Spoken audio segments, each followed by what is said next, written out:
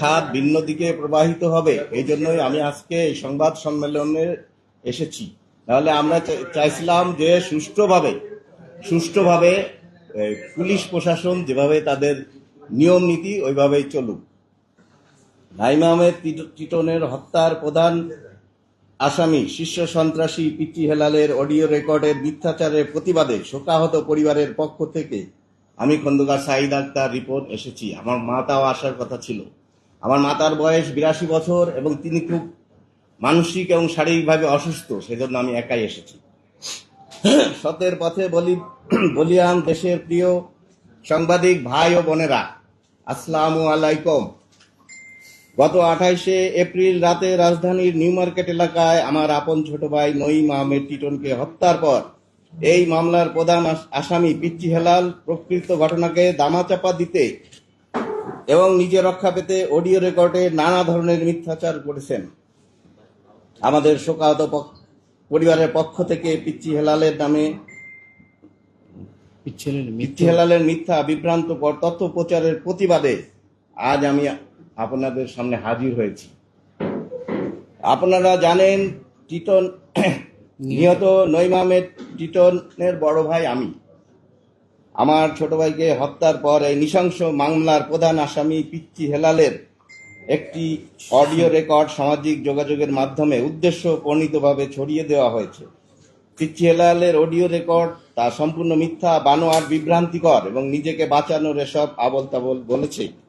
পিচ্চি হেলালের এই নির্মম হত্যাকাণ্ড নিয়ে আমাদের পরিবারকে নিয়ে যা বলেছে তার মূল উদ্দেশ্য হল প্রকৃত ঘটনাকে অন্য খাতে প্রবাহিত করা, মামলা তদন্ত কর্মকর্তা ও আইন শৃঙ্খলা বাহিনীকে বিভ্রান্ত করা।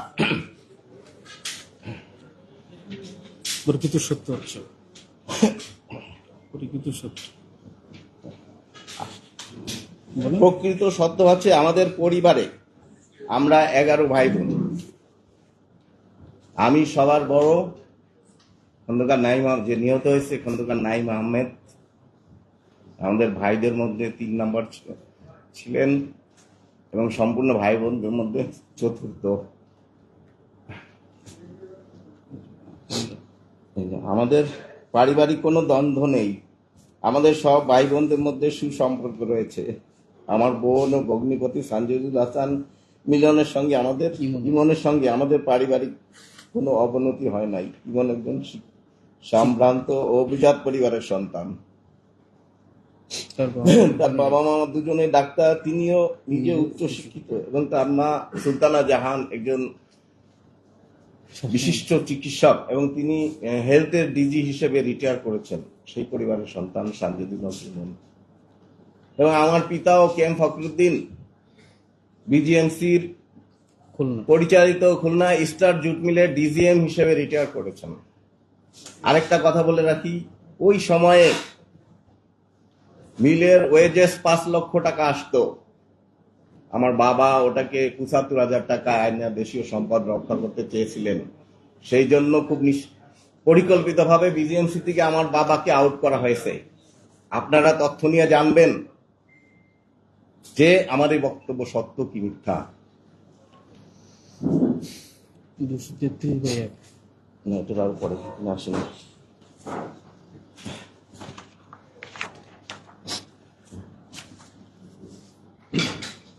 এখানে উল্লেখ্য, আমার বাবা, আমি আগে বলেছি, স্টার জুট মিলের রিজিএম ছিলেন। 233/1 সুলতানগঞ্জ রায়ের বাজার, ঢাকাতে আমাদের একটা আবাসিক বাড়ি আছে, একতলা বাড়ি আর উপরে টিন শেড দেওয়া। জি, হ্যাঁ, সেখানে আমাদের সুনাম রয়েছে। প্রিয় সাংবাদিক ভাই বোনেরা, আপনারা জানেন পিচ্চি হেলাল পুরস্কার ঘোষিত একজন শীর্ষ সন্ত্রাসী। সে রাজধানী মোহাম্মদপুর, ধানমন্ডি, নিউ মার্কেট ও এলিফ্যান্ট রোড এলাকায় প্রভাব বিস্তার এবং আগামী কোরবানির গরুর হাটে ব্যবসাকে নিজের নিয়ন্ত্রণে রাখতে আমার ছোট ভাই টিটনকে হত্যা করেছে। জেলখানার ভিতরেও পিচ্চি হেলালের সাথে টিটনের ঝামেলা হয়েছিল। পিচ্চি হেলাল দেশের একটি তালিকাভুক্ত সন্ত্রাসী। সে টিটনকে হত্যার ঘটনা ভিন্ন খাতে প্রবাহিত করার চেষ্টা চালাচ্ছে, নিজেকে নির্দোষ প্রমাণ করতে চাইছে এবং ধরাছোঁয়ার বাইরে থাকতে চাইছে, নিয়ন্ত্রণ করছে আন্ডারওয়ার্ল্ড।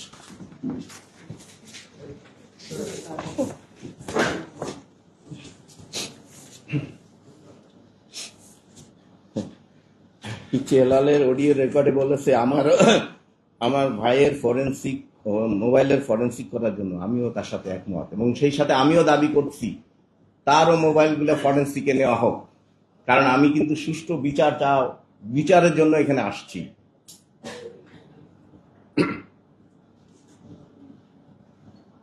পিচ্চি হেলালের ব্যবহৃত মোবাইল ফোন, আচ্ছা। ভয়ঙ্কর খুনি, চাঁদাবাজ ও শীর্ষ সন্ত্রাসের অপরাধীরা কখনো নিজের অপরাধ স্বীকার করে না। পিচ্চি হেলালের অডিও রেকর্ডে যা বলেছে তা হলো চোরের মায়ের বড় গলা।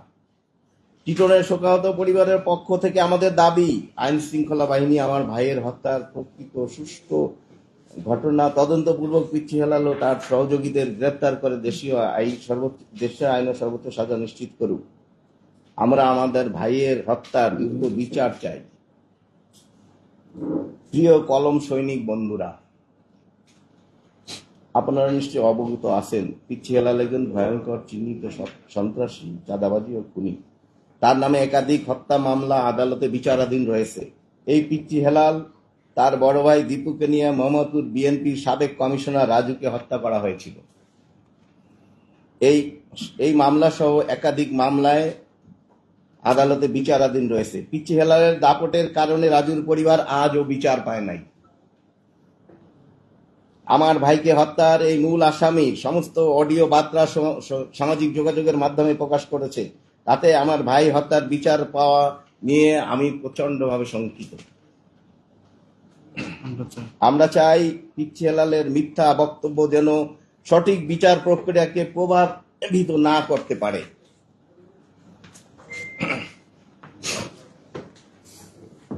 পরিশেষে